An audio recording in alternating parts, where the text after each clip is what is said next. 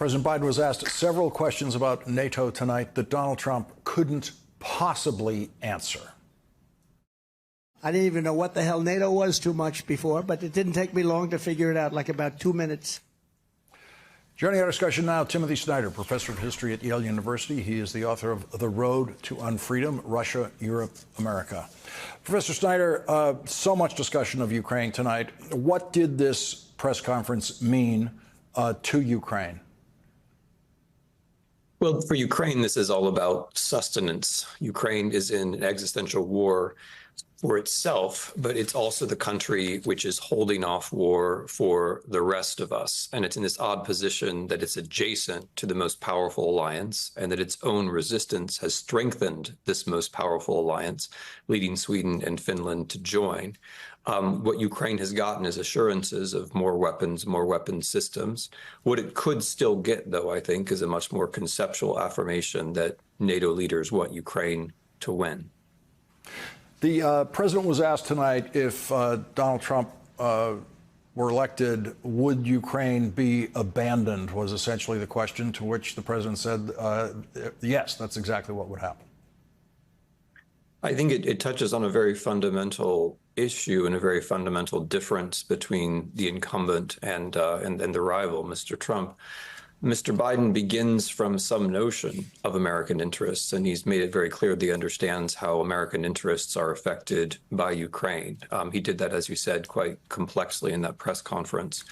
Mr. Trump starts from zero, not just zero knowledge, but zero concern, I think, about American interests. And what he does and what he thinks and what he ends up saying tends to be informed by America's adversaries.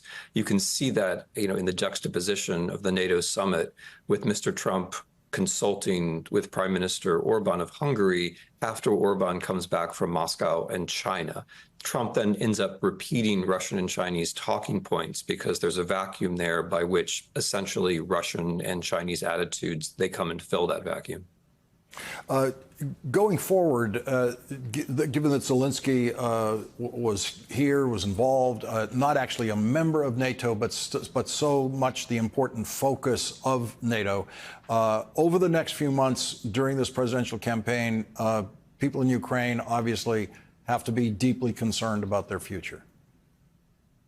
Look, I've been in Europe for almost a month now, and I haven't spoken to a single European who is not deeply concerned about this election. People, colleagues, friends tend to be very polite, but there's not a single one who is not deeply concerned. And that's even before you get to the Ukrainians. Yes, the Ukrainians are very, very, very worried. In the last 4 years, they've had an intense course in our politics. And they understand that they're facing not just the possibility of a change of policy, which would be bad enough, but also the possibility of a change in fundamental worldview. In Mr. Trump's worldview, it's everybody for themselves. It's every oligarch for themselves. Law doesn't really matter. It's just a matter of who happens to have the power or who he prefers as the better gangster. And that's a very different world in which the one Mr. Biden was just affirming, in which we know our allies, we know what the rules are, we further our friendships, and we try to support a country which is in the absolutely central and critical position in the world right now, which is Ukraine. American voters have Ukrainian lives in their hands this time. Professor Timothy Snyder, thank you very much for joining us tonight. Thank you.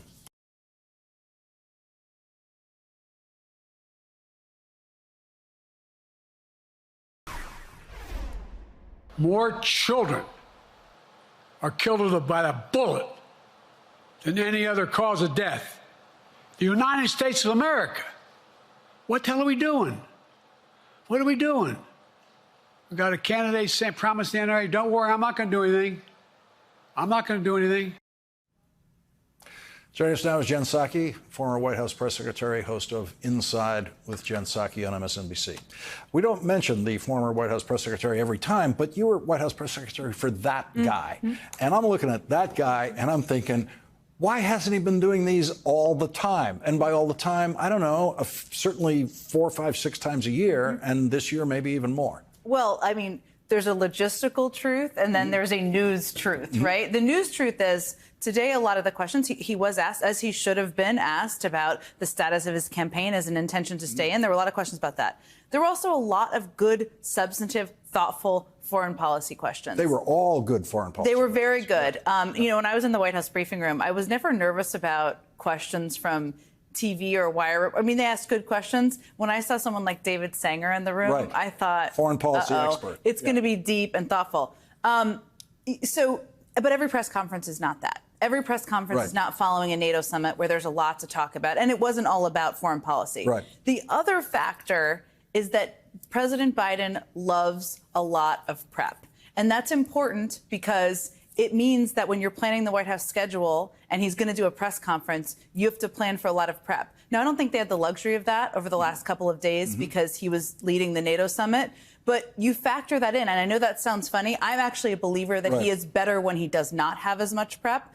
And oftentimes, when I was working for him, that came around foreign policy, bilateral meetings, or events where you didn't have the luxury. You had 15 minutes, and that was what it was. And it means that he's less likely to get mired in, I need every detail of every infrastructure project. He just speaks from his 50 years of knowledge of a range of these issues and goes into a level of detail about NATO and what's happening in the Middle East and all of the topics that he covered tonight. So the press conference, not that you're suggesting this, was imperfect. He had some flub moments, no question. People will analyze those. But what people also saw is kind of his love of and his expertise of national security and foreign policy issues that is part of why Barack Obama picked him. And part of why the country has had confidence in him. I think with the two presidential candidates, it's now a tie on getting names wrong. Trump has called Hillary Clinton Barack Obama, and so they both do it, and I do it. So, but on the substance of what we saw there, this is his format. This is the best kind of format I've seen him in.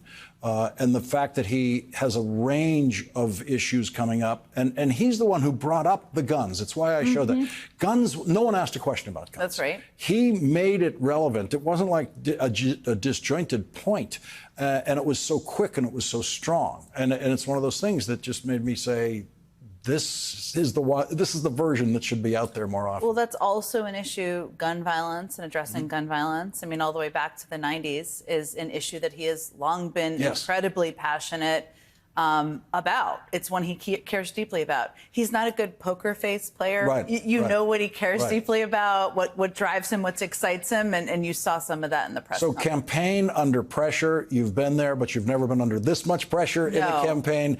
Joe Biden says keep going forward. How does the campaign keep going forward under this kind of pressure? Well, the group of people I've been certainly thinking about is the campaign staff, because a lot of them. That's who I'm asking about. I know. I mean, and I think it's important for people to understand.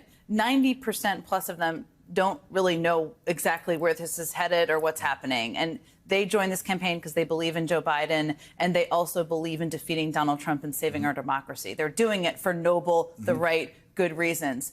It's a really hard grind when you're under pressure and under target, especially from your own party. It's really difficult. But what you have to do to keep going is just putting one foot in front of the other.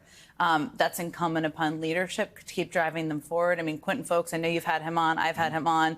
Someone like him has a really hard job. You're doing your job. You're also keeping the morale of the team up. And you're trying to keep making the case externally, but also internally. And you have to have the facts to back it up, right? Are the delegates still with you? Are you still raising money? What does the polling say? Campaign staff is also smart, but it's about putting one foot in front of the other and taking it one day at a time. Jen Psaki, thank you very much for joining us on this important night.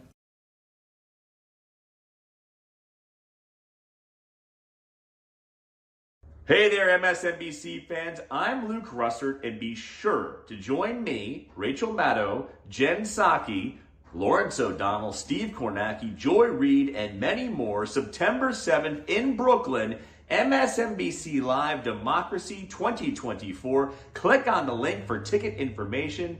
We will see you there.